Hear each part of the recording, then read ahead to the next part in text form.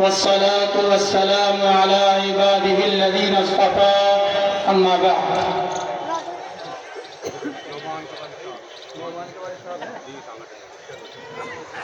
حضرات، میں تو ایک ادنا سا طالب علم ہوں. کسی وعد و نصیحت کرنے کا اہل نہیں ہوں. ہمارے اکابر علماء صلحاء یہاں تشریف فرما ہے. ان کے بیانات ہوئے بھی اور ابھی بھی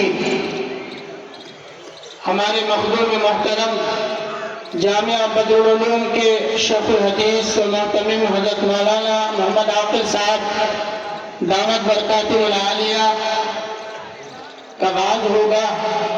میں تو طالب علم کی حیثیت سے اپنے ان اساتذہ سے پڑھا ہوا سبق سنانے کے لیے حاضر ہوا ہوں 2-4 منٹ کے لیے، اور قرآن کریم کی اس آیت کا سبق دہراتا ہوں جو اللہ تعالیٰ نے ہم سے وعدہ کیا ہے.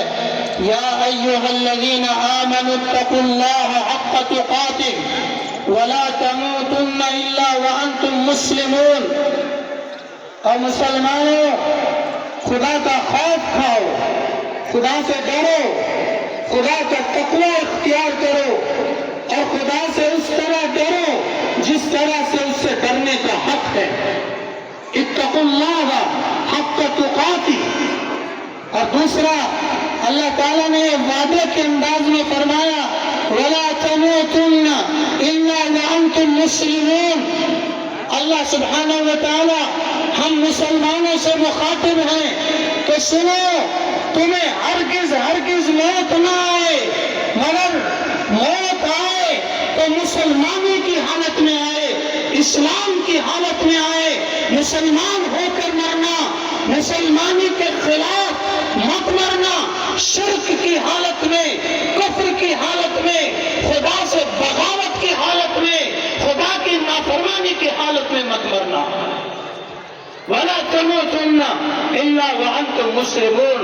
مرنا اور مسلمان ہو کر مرنا. آج شرک کا بازار گرم ہو رہا ہے، مسلمانوں کو شرک کی طرف دھکیلا جا رہا ہے. مسلمان بیٹیوں بہنوں کو، ملت اسلامیہ کی بچیوں بہنوں اور بیٹیوں کو سازشوں کے تحت ارتداد کی طرف دھکیلا جا رہا ہے، منصوبہ بندی کی جا رہی ہے، اور کہیں نہ کہیں ہم بھی اس سازش کا حصہ بنے ہوئے گئے.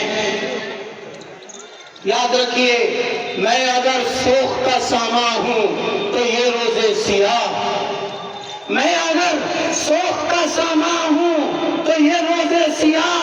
خود دکھایا ہے میرے گھر کے چراغوں نے مجھے. آج اس گھر کو جو آگ لگی ہے، اس گھر کے چراغوں سے لگی ہے. مجھے شکوے اہل ستم نہیں، مجھے شکوے اہل ستم نہیں. یہ بھی مجھ کو جگا دیا، یہ بھی کچھ احسان کم نہیں. آج حالات نے ہمیں جگا دیا ہے، مگر اس کے باوجود ہم غفلت میں پڑے ہوئے ہیں، غفلت کی نیند سو رہے ہیں. اہل ستم سے شکایت کی بات نہیں، شکایت خود ہمیں اپنوں سے گئے. ممبروں سے، محرابوں سے، جلسوں سے، مائکوں سے علماء صلحاء گلے پھاڑ پھاڑ کر ہم کو بتا رہے ہیں کہ شادیوں کو سستا کرو، شادیوں کی خرافات کو کم کرو، جہیز اور تلک کی لعنت کو ختم کرو. تمہیں اپنے بچی کو برتانے کا کوئی سامان دینا ہے تو دے دو، اس کی نمائشیں نہ کرو. شادی ہالوں میں گاڑیوں کی سجاوٹ، 4 پہیا واہن کو سجا کر کھڑا کر دیا.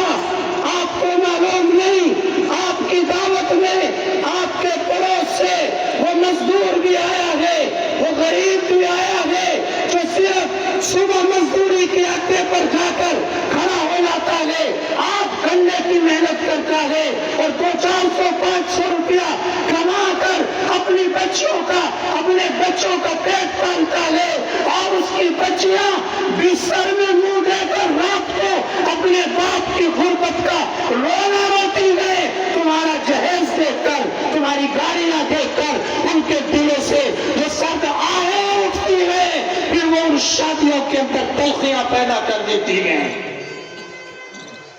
نبی پاک صلی اللہ علیہ وسلم نے فرمایا خیر النکاح ایسرہ معونۃ، بہترین نکاح وہ ہے جو سب سے کم خرچ میں ہو، کم خرچ والی شادی کو بہترین شادی قرار دیا گیا۔ لیکن آج بڑی بڑی شادیاں، بڑی بڑی نمائشیں، اس غربت نے ہماری بچیوں کو ارتداد کی طرف دھکیل دیا ہے۔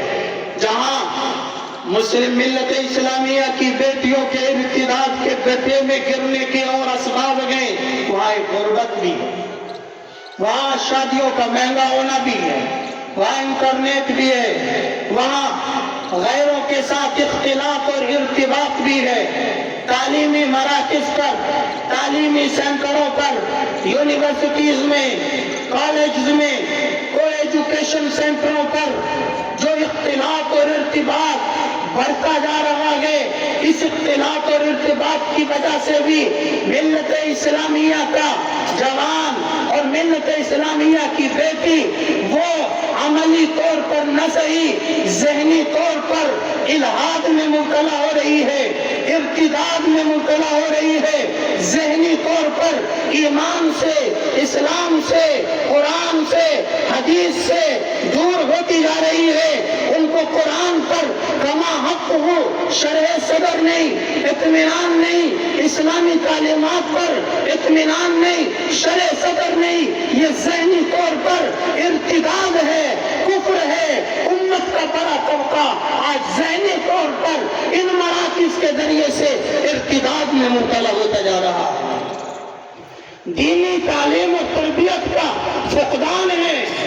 مدارس میں داخل ہونے والے کتنے؟ 100 میں سے 96 بچے ہمارے کہاں ہیں؟ ان کی فکر کرنی۔